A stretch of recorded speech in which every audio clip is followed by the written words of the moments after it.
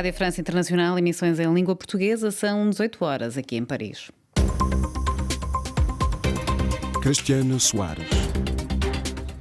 A marcar a atualidade desta terça-feira está Cabo Verde, que assinala hoje o Dia da Independência, conquistada em 75.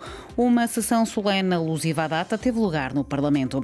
A França repatriou 35 crianças e 16 mães da Síria. Entre as repatriadas está Emilia Koning, uma das jihadistas francesas mais conhecida. O PSG anunciou esta tarde a chegada do novo treinador. Christophe Galtier já avisou que todos os jogadores têm de remar para o mesmo lado e vamos ouvi-lo mais à frente neste jornal. No controle técnico da emissão está Dusko Sekulic e o jornal começa agora. RFI, as vozes do mundo. Cabo Verde assinala esta terça-feira o Dia da Independência, conquistada em 1975. Uma sessão solene alusiva à data teve lugar no Parlamento, como nos relata Odair Santos, o nosso correspondente. O ponto alto das celebrações dos 47 anos da independência de Cabo Verde aconteceu com a sessão solene comemorativa no Parlamento, onde o Presidente da República, José Maria Neves, disse que a independência bem-sucedida de Cabo Verde deve servir de exemplo para serem enfrentados os problemas que afligem o arquipélago. Esta nossa independência bem-sucedida são tónicos para enfrentar os desafios do presente, como a seca, as mudanças climáticas e ainda a excessiva dependência e outras debilidades que afetam particularmente a juventude, como são os casos do desemprego, das assimetrias regionais e da perda de população que ocorre nas ilhas mais periféricas ou ainda da emigração qualificada. Segundo o chefe de Estado, a qualidade da democracia deve constituir-se uma preocupação dos atores políticos e de todos na sociedade. Por isso, lançou um apelo. Há que ampliar e enriquecer o processo de construção da democracia e do Estado de Direito, cumprindo na plenitude os princípios e os valores que informam o liberalismo político, mediante o reforço das instituições políticas e económicas, que devem ser mais inclusivas e da autonomia individual, de forma a garantir mais igualdade e mais universalismo na ação política e na formação de políticas. Para além da sessão solene comemorativa do 47º aniversário da Independência Nacional, o dia ficou marcado pela deposição de coroa de flores no Memorial Amílcar Cabral por José Maria Neves, pela primeira vez enquanto Presidente da República. De Cabo Verde para a RFI, Odair Santos.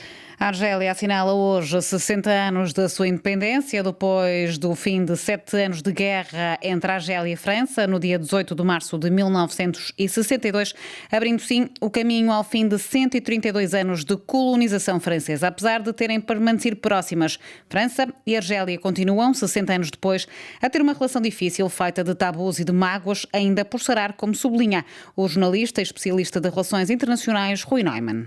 Existe uma relação íntima entre a Argélia e a França, no entanto, existem posições muito marcadas relativamente à herança do período colonial. Ambas as partes, seja a França, seja a Argélia, foram cometidos graves crimes. Eu recordo que no momento em que a Argélia celebrava a independência, o dia próprio da independência, em 1962, foi efetuado um massacre contra os Quenoirs d'Oran, ou seja, os nacionalistas argelinos fizeram a caça aos ocidentais e falam-se que houve entre 200 a 700 mortos. Um dos tabus, digamos, nas relações franco-argelinas. São sempre relações muito tensas. A Argélia cada vez aumenta a barra dos pedidos de desculpa da França à Argélia pelo período colonial e pela guerra da independência. A França, por seu turno, também exige condições à Argélia para se equilibrar e apagar, digamos, as manchas negras desse passado por reconhecimentos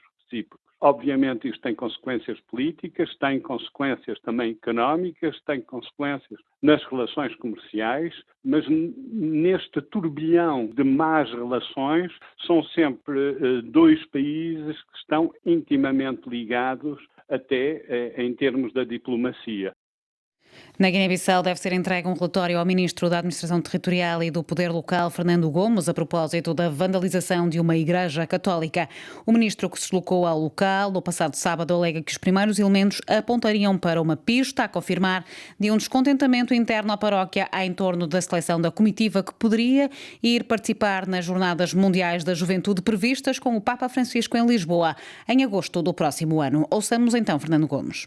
As primeiras impressões é que, segundo mesmo disse o padre, também o padre confirmou, que há um tipo de excursão. Essas imagens estão a procurar de país para país, estão a ser selecionadas pessoas que vão até a Europa. Então, a primeira impressão é que poderá ser um descontentamento de algumas pessoas da igreja que não foram selecionadas para ir para a Europa, só nessa caravana de excursão. A propósito das Jornadas Mundiais da Juventude, não é? Muito bem. Essa é a primeira versão. Sem descartar essa hipótese também da intolerância religiosa. Porque Gabo é uma zona predominantemente muçulmana, não é? Exato, sem dúvida. Mas a recomendação, a instrução que nós deixamos aí foi no sentido de aprofundar a investigação. Portanto, essa hipótese, a primeira hipótese avançada pelos técnicos que trabalharam durante mais de 24 horas antes de nós chegarmos à Gabo, a delegação do governo, foi essa. Eles dizem que a primeira sensação foi, de fato, uma intolerância religiosa, mas depois de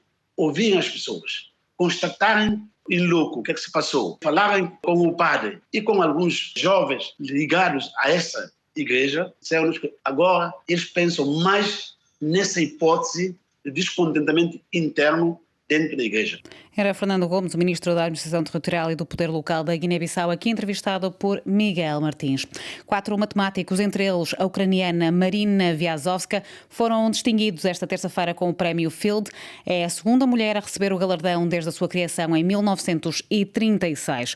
Os outros 3 vencedores deste prémio, considerado um equivalente ao Nobel da Matemática, foram o francês Hugo Duminil-Copin, o britânico James Maynard e o americano sul-coreano Jun-Woo. Marina Vyazovska é a segunda mulher a receber a medalha em 80 anos e foi recompensada por ter solucionado uma versão de um problema centenário no qual demonstrou o empacotamento das esferas idênticas em 8 dimensões. A França repatriou esta terça-feira 35 crianças e 16 mães dos campos de deslocados da Síria. Entre as repatriadas encontra-se Emilia Koning, uma das jihadistas francesas mais conhecidas. O anúncio foi feito hoje, poucas horas após a formação de um novo governo pelo Ministério Francês dos Negócios Estrangeiros, através de um comunicado. Trata-se do primeiro repatriamento massivo de crianças e das suas mães desde a queda em 2019 do califado do grupo Estado Islâmico. No desporto, o Paris Saint-Germain anunciou esta tarde a chegada do novo treinador, o francês Christophe Galtier. Em conferência de imprensa, Christophe Galtier mostrou-se feliz por vestir as cores do PSG, mas já alertou que todos os jogadores têm de remar para o mesmo lado. Ouçamo.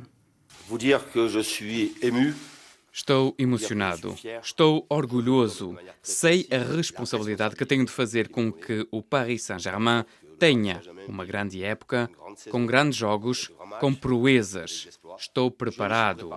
Se aceitei este cargo, se aceitei estas responsabilidades, é porque me sinto capaz, mas sozinho é muito difícil. Juntos, somos muito mais fortes. Obviamente que as palavras e as conversas que tive com o meu presidente fizeram com que aceitasse a proposta com muita humildade, mas com muita determinação, o cargo de treinador do Paris Saint-Germain. Obviamente que vou falar muito com os jogadores do plantel. Eu já esteve em balneários em que havia muitos egos. Acho que é um privilégio ter um plantel deste nível, com jogadores de nível mundial. O primeiro objetivo é falar com eles, trocar ideias, mas também impor certas coisas. Não se pode transigir naquilo que será a força do grupo. Não vou revolucionar o balneário. Vou observar, vou ouvir e sei que vou ter o apoio de todos, da direção, para tomar as decisões que terei de tomar quando um jogador, pouco importa quem seja, não irá no sentido do projeto. E posso garantir que não haverá concessões. Et je le répète encore une fois, il n'y aura aucun compromis là-dedans. Christophe Galtier, o novo treinador do PSG, dobrado aqui por Marco Martins. Galtier, que assinou contrato de 2 anos com o PSG, o clube parisiense, que pagou cerca de 10 milhões de euros pela contratação do técnico ao Nice. o antigo clube de Christophe Galtier, e aqui o ponto final deste bloco informativo.